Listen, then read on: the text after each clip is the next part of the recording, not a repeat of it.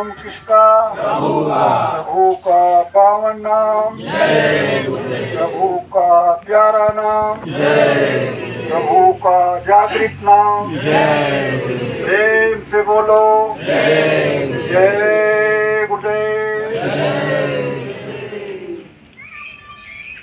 उधर जाओ। शब्द रूप में सर्वत्र विराजमान परम पुरुष स्वामी जी महाराज के चरणों में कोटि कोटि प्रणाम। पूज्य महाराज जी के चरणों में कोटि कोटि नमन। सभी सत्संग प्रेमी भाई बहन को सादर जय गुरुदेव। देखिए नेत्राम वहाँ पे वो कौन सो रहे हैं, बुला के लाओ। ऐसे कलयुग के मलिन समय में बाबा जय गुरुदेव जी महाराज जो आदेश निर्देश हमें आपको दे करके गए, बच्चा मेरे शाकाहार प्रचार को जन जन तक पहुंचा देना, इसी से परिवर्तन हो जाएगा।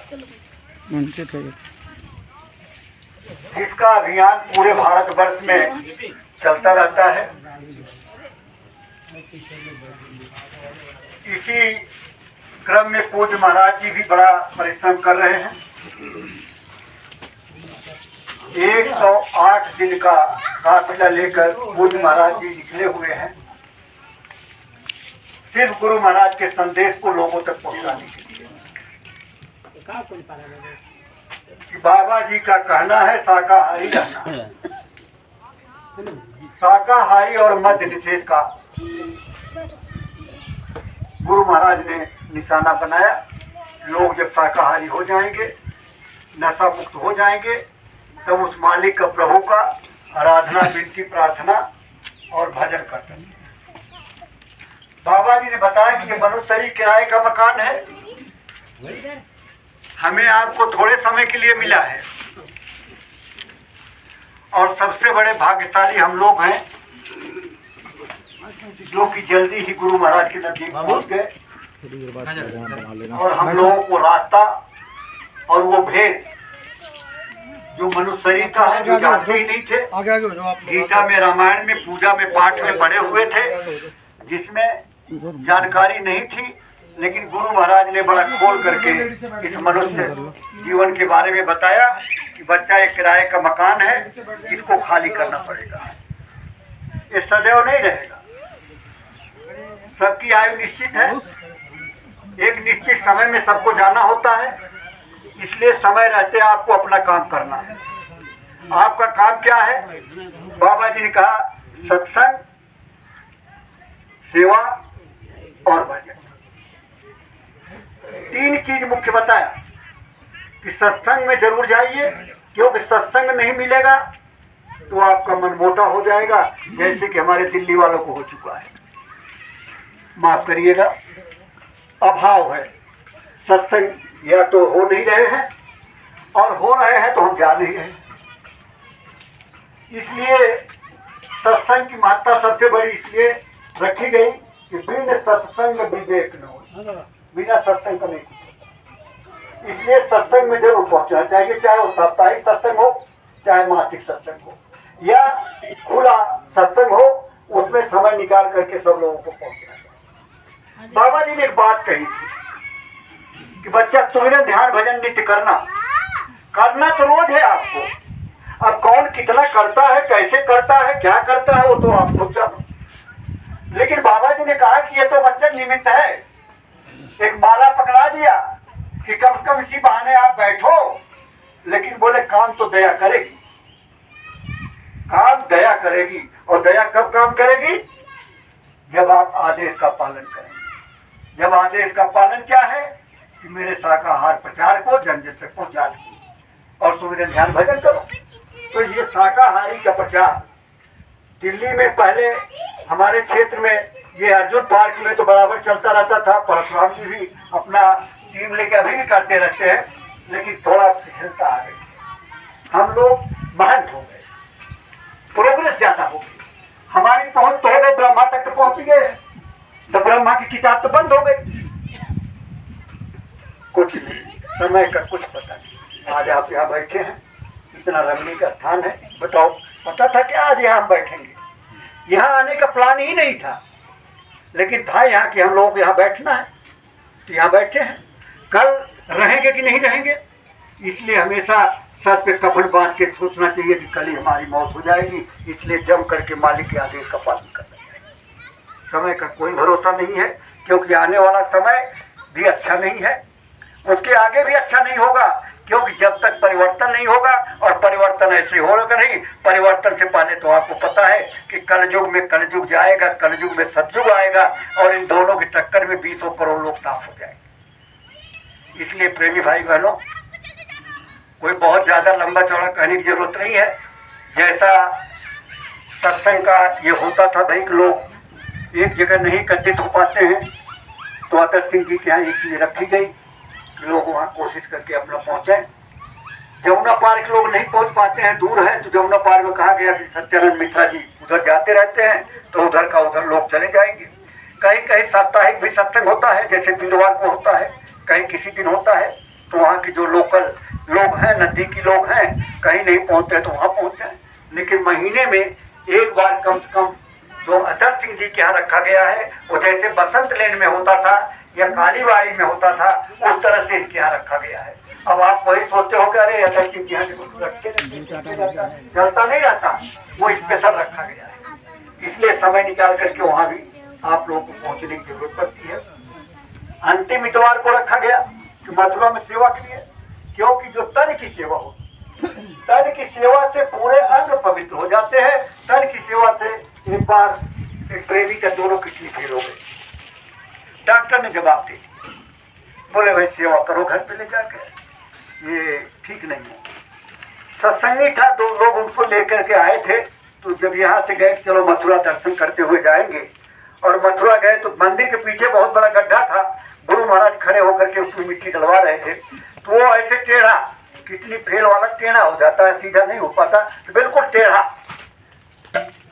गुरु महाराज कहा रहे सेवा करो सेवा करो, और वो 2 आदमी साथ थे, बोले सर सरकार इसकी तो कितनी फेल हो गए, अरे सेवा करो।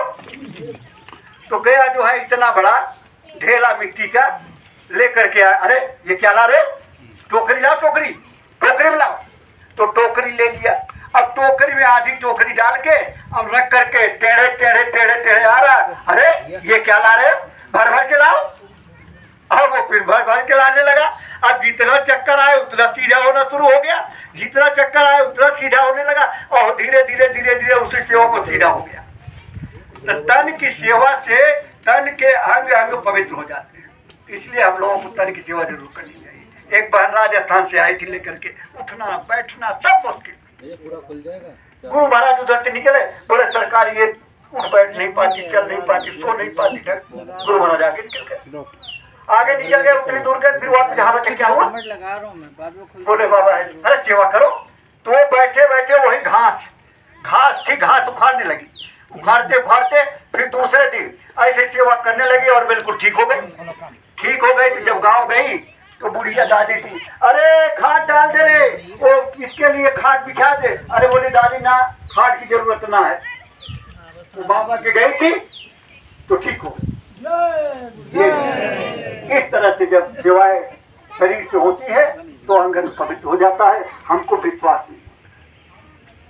बहुत प्रेमी हमारे गए थे जो सेवा करके 8, 9, 10 में मथुरा में आए हैं, वो छोटी मोटी सेवा है, सबसे बड़ी सेवा, जितना छोटा उतनी बड़ी सेवा होती। इसलिए ये रखा गया है कि आप लोग समय निकाल करके जो अंतिम इतवार को मथुरा में जाने के लिए सबको चलने की जरूरत है, मौका निकाल करके जाकर। देखिए दिल्ली तो रहेगी नहीं, जब बाबा जी ने कहा है कि दिल्ली से राजधानी चली जाएगी तो क्यों चली जाएगी, इतना बढ़िया दिल्ली है, इतना खर्चा हो रहा है, इतना सज रही है, और दिल्ली रहेगी नहीं राजधानी। इसका मतलब है कि कोई विडंबना आएगी। जैसे अभी बताया कि फिलिपीन में वो बारिश, इतनी बारिश वहाँ तबाह हो गई, वो कहाँ भूकंप आ गया, ऐसे कुछ जलजला आ जाएगा, सब खत्म हो जाएगा, तो क्या समझते हैं। तो काल व्याल से वही बचे जो सतगुरु ध्यान धरे, जो सतगुरु की शरण है उनके आदेश का पालन कर रहे हैं। जब आदेश होता है कि कार्यक्रम है 20 से और 24 दिसंबर को दादा गुरु को भंडारा,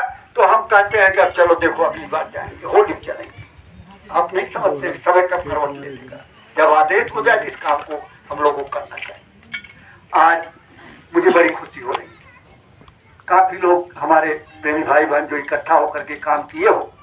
तकलीफ तो है, बुजुर्ग भी हैं, मरीज भी हैं, सब कुछ परेशानियां होती हैं, लेकिन इसी परेशानी में सब खटपट में करना पड़ता है और इसी में करोगे तो उसमें आराम भी मिलेगा। ऐसा नहीं है कि आराम नहीं मिलेगा।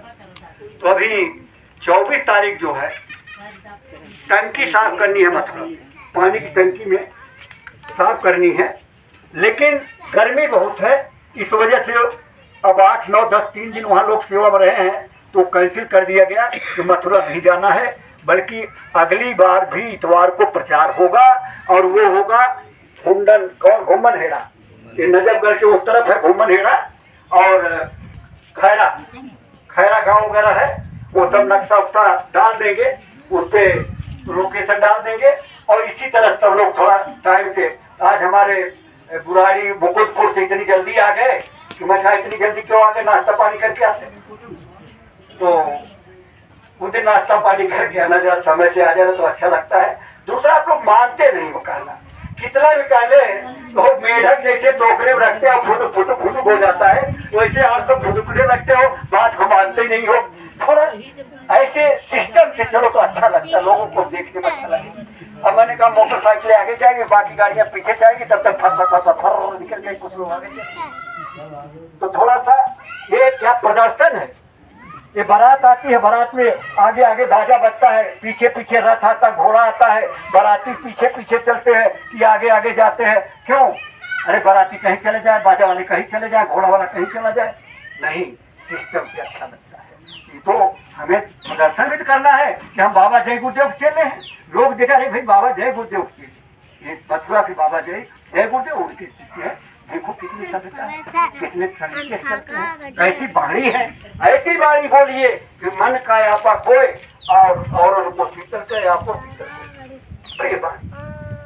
गुस्सा हो जाते, एक मिनट को गुस्सा हो जाते, किसी प्रेमी मैंने कहा तो प्रेमी हमारे नाराज हो गए, अरे बोले ठीक है जिसकी मर्जी होगी, आएगा आगे नहीं आएगा बताए, कोई बात है बगल में अरे ये नहीं मैंने किसी नाम नहीं लिया, जो गलत बात मत करो। तो मेरा कहने की यही मतलब है, प्रेम आपको मिलना है सभी सत्संगियों को, और कोई सत्संगी ऐसा बिरला ही होगा जो फोन करके कहेगा भाई साहब कहीं प्रोग्राम है, नहीं 4-4 बार फोन करो, पर्चा बांटो, व्हाट्सएप डालो, फिर उनको याद दिलाओ कि कार्यक्रम है भैया आइए, अरे बेटे ब्याह कर रहे बारात में आइए, मुंह का हलवा बन रहा है, पनीर की सब्जी बन रही है, अरे आप पूछिए कहाँ कार्यक्रम है, ऐसी तरह पैदा करो अंदर कि कहाँ कार्यक्रम, इतवार को कहाँ जाना है, तो वहाँ समय से पहुँच जाएंगे, तो ये पहुँचेंगे तो कल अभी बदायूं